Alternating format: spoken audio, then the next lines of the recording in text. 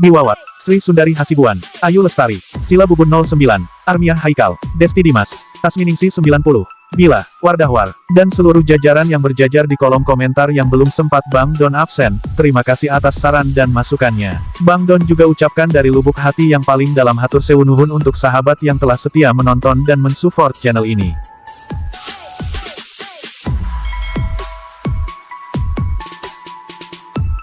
Saat itu Pak Niru sedang duduk termenung di ruang kerjanya, seketika itu Sagar datang ke sana. Sagar meminta maaf pada Niru. Ayah, maafkan anakmu ini atas apa yang telah aku lakukan. Menitikkan air mata mendengar perkataan Sagar. Niru sosok ayah yang tegar, tanggung jawab, penyayang semua orang. Tapi saat itu dia terpukul dan tidak bergeming. Setelah Sagar menangis di lengan ayahnya, Niru tak sanggup menahan perasaan yang haru saat itu. Dia menangis terseduh sambil membelai kepala Sagar. Bang Don ngingetin untuk mempersiapkan tisu Anda. Lanjut. Sagar berkata sambil menangis, aku yang keras kepala dan belum bisa memikul tanggung jawab. Tidak seperti ayah. Aku dengan keegoisanku telah menyakiti ayah dan ibu. Aku telah membuat banyak hal yang membuatmu bersedih dan terluka. Tidak hanya ayah, tapi Catur Vedi hancur berantakan semua karena aku. Tapi aku akan berusaha untuk tidak mengulangi kesalahan yang sama. Anak King, hampura apa? Maafkan ayahmu ini yang gagal mendidik kamu. Mulai sekarang kau akan menjadi anak yang baik. Niru memeluk Sagar dengan perasaan haru. Esok harinya, Sagar bangun pagi, lalu bersiap-siap. Dia berdiri di depan cermin menatap bayangan dirinya dan teringat janji pada ayahnya. Sagar merapikan dirinya, dari mulai mencukur jenggot, kumis hingga semua yang berbulu-bulu menja. Lalu memakai kemeja putih yang rapi. Dia melipat jasnya dan menggantungkannya di tangan, siap untuk pergi ketika Janvi menyapanya dengan wajah sumringah. Janvi bertanya tentang ritual Pakpera, kalau aku pulang ke rumah orang tuaku, kau akan menjemputku kan? Sagar tidak menyahut. Dia hendak pergi tapi Janvi menahan dengan memegang tangannya. Janvi bertanya lagi dengan nada menuntut dan pelan. Katakan Sagar, apa aku ini bagimu? Bisakah aku menjadi istrimu untuk yang sebenarnya? Hei Sagar. Sagar belum menjawab seketika itu Madvi datang. Madvi mendengar sedikit pembicaraan mereka dan bertanya, Janvi, apa maksudmu? Kau adalah menantuku yang cantik. Kau adalah istri Sagar. Sagar menatap ibunya dan mengangguk setuju. Ya, kau adalah menantu ibuku yang cantik.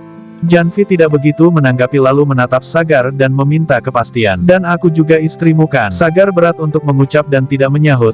Dia pergi tanpa sepatah kata pun. Janvi memberitahu Madvi kalau dirinya berpikir untuk tidak jadi pergi ke rumah. Madvi heran. Loh kok? Kenapa sayang? Janvi menjawab, aku takut. Aku tidak bisa meninggalkan Sagar dengan gangga. Jandis itu akan melakukan apapun untuk merampas Sagar dariku. Madvi menenangkan Janvi, Janvi sayang, Sagar telah berjanji pada ayahnya kalau dia akan menjadi anak yang baik. Berilah dia sedikit waktu. Nanti dengan perlahan dia akan menyadari tanggung jawabnya atas dirimu. Cintanya akan tumbuh perlahan pasti. Dan jangan takut pada apapun. Niru sedang mendata pekerjaannya. Agak jijik mengetik apa yang dikatakan Niru. Sagar datang untuk menyapa Niru. Niru tertegun melihat penampilan Sagar yang rapi, cool, pastinya lebih berwibawa. Aku minta maaf kalau aku mengganggu ayah dan paman Ragam. Niru buru menyahut. Tidak apa-apa Sagar. Ayo masuklah. Dengan senyum matahari tersungging di bibirnya, Niru menatap putranya. Sagar menghampiri Niru dan berkata, aku akan pergi ke pengadilan, doakan aku dan berkati aku ayah. Sagar menyentuh kaki Niru. Niru memberkati Sagar. Sagar lalu menghampiri Rakhavji dan menyentuh kakinya juga. Setelah itu dia hendak beranjak pergi. Tapi Niru menahannya sejenak. Sagar pun menunggu. Niru mencari sesuatu dalam lemarinya. Dia mengeluarkan sebuah sepatu dan menyuruh Sagar memakainya. Awalnya si Sagar terlihat ragu. Tapi kemudian, yah, dia coba memakainya. Sepatu itu pas sekali di kaki Sagar. Niru berkata, ini adalah saat-saat yang membanggakan bagi seorang ayah ketika sepatunya pas untuk anaknya. Niru menepuk-nepuk bahu Sagar. Selain sepatu itu, Niru juga memberikan pena keberuntungannya pada Sagar, yang pastinya bukan pena dari Mbah Dukun. Sagar mengucapkan terima kasih ayah. Hatur nuhun. Madvi datang, dia senang melihat keakraban Niru dan Sagar. Madvi memberitahu Sagar kalau Janvi membuatkan sesuatu untuknya. Raut wajah Sagar kembali berubah. Mulai lagi. Tanpa menjawab apapun pada Madvi, Sagar melangkah pergi.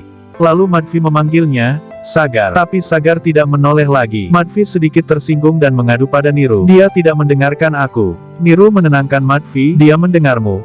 Aku yakin itu. Dia akan pergi sarapan. Tolong ambilkan bajuku. Hari ini tidak boleh terlewatkan di mana matahariku telah terbit. Aku akan pergi ke pengadilan hari ini untuk melihat pekerjaan anakku. Madvi berkata, Tapi kan kamu masih belum sehat total. Dengan selamba Niru menyahut, kesehatan apa? Aku tidak apa-apa. Aku telah sembuh dan sehat setelah melihat matahariku memahami tanggung jawabnya untuk menyinari bumi. Madvi mengangguk setuju dan meninggalkan ruang kerja Niru. Raghafji berkata kalau dirinya sangat bahagia melihat Niru ceria dan gembira setelah beberapa waktu lamanya. Niru memberikan semua pujian pada Gangga, semua karena Gangga. Dia telah mengembalikan kebahagiaan keluarga ini. Raghafji memberitahu Niru kalau hari ini Gangga akan ikut ujian. Niru tertegun. Di sisi lain Gangga sedang menghafal pelajarannya di detik-detik terakhir. Supriya datang sambil membawa mangkok kecil berisi hir. Supriya menyuapi Gangga hir dan mengucapkan, "Good luck, semoga sukses." Gangga tertegun. Supriya bertanya, "Ada apa?" Gangga berkata aku teringat kenangannya masa-masa kecil bersama Madvi dan Niru. Setiap kali akan mengikuti ujian, ibu akan menyuapi aku hir. Supriya jadi tersentuh. Meni Asawara Raas. Lalu apa? Gangga terbayang bagaimana dirinya terbiasa untuk mencari Niru sampai ketemu setiap akan ujian. Kilas balik.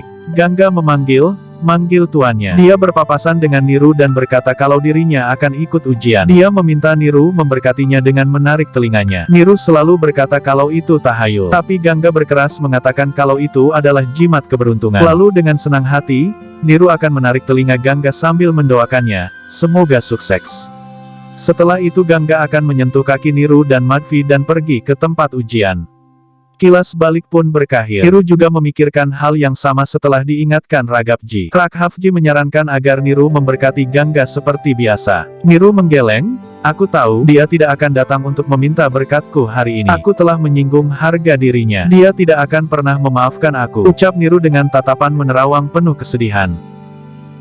Gangga memberitahu Supriya bahwa aku akan menunjukkan pada semua orang kalau aku itu seperti sungai Gangga, semua orang boleh menghentikan Gangga. Tapi Gangga akan membuat jalan untuk dirinya sendiri. Dan itu tidak akan terhenti juga tidak akan pernah bisa dihentikan. Aku juga tidak akan pernah mundur satu langkah pun dan akan terus melangkah maju untuk mencapai tujuanku. Pagi hari, Niru dan Sagar sedang sarapan. Kemudian berbondong-bondong Madvi dan Janvi datang menghampiri mereka.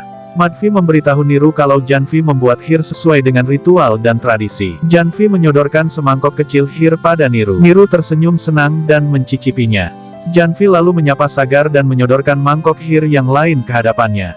Namun Sagar tanpa melihat atau berkata apapun pada Neng Janvi. Dia bangkit dari duduknya lalu berpamitan pada ayah Niru. Semua tertegun melihat sikapnya yang belum cerah secerah mentari. Janvi terlihat kesal saat itu, begitu pula Madvi. Niru meredakan suasana mendung saat itu dengan memuji hir buatan Janvi. Wadidaw, waduh, enak sekali. Menantuku memang pintar memasak. Kemudian Madvi meminta Niru untuk memberkati Janvi. Niru berdiri dan mengeluarkan beberapa cicis dari dompetnya lalu memberikannya pada Janvi. Ini untukmu. Janvi menerima uang itu dengan senang hati, lalu menunduk untuk menyentuh kaki ayah mertua. Niru hendak memberkati Janvi seketika itu dia melihat Gangga turun. Tanpa menoleh Gangga melangkah ke pintu. Niru melihat itu dan berkata dengan suara yang keras, sehingga membuat langkah Gangga terhenti. Lakukanlah yang terbaik. Padahal di situ Niru memberkati Gangga dari kejauhan. Gangga tertegun saat itu. Janvi sedikit bingung. Madvi menyadari apa yang dilakukan suaminya itu. Niru nyarita, kalau semuanya tergantung padaku, maka aku akan menarik telingamu untuk memberkatimu, tapi mungkin kau tidak akan suka. Gangga tersentuh mendengar perkataan Niru. Air mata ngagulitik di pipinya. Gangga terlihat bingung dilema. Untungnya Pulkit memanggil. Dengan Gangga cepat-cepat mengusap air matanya dan bergegas pergi. Niru melihat kepergian Gangga dengan sedikit kecewa dan mengajak Raghafji pergi.